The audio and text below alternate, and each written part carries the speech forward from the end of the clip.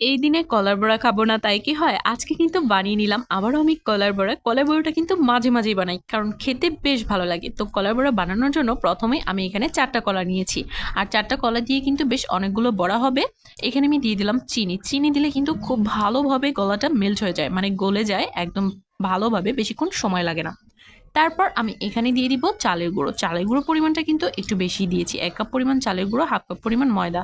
সবকিছুকে একসঙ্গে খুব ভালোভাবে মিশিয়ে নিতে হবে। আর তারপর ব্যাটারটা দেখেই বুঝতে পারছো বেশ অনেকটা পাতলা আছে। এখানে আমি আরো কিছুটা চালের গুঁড়ো আর ময়দা এখানে এড করলাম। খুব ভালোভাবে মিশিয়ে এখন আমি এগুলোকে ভেজে নিব। আর হ্যাঁ, আমি কিন্তু কলার বড়া একটু ক্রিস্পি খেতেই পছন্দ করি। ওপরের দিকটা থাকে ক্রিস্পি আর ভেতরের দিকটা থাকে একদম সফট। আর সেইভাবেই কিন্তু বড়াগুলো ভেজে নিলাম। মানে একদম লো হিটে কিন্তু ভেজে নিয়েছি।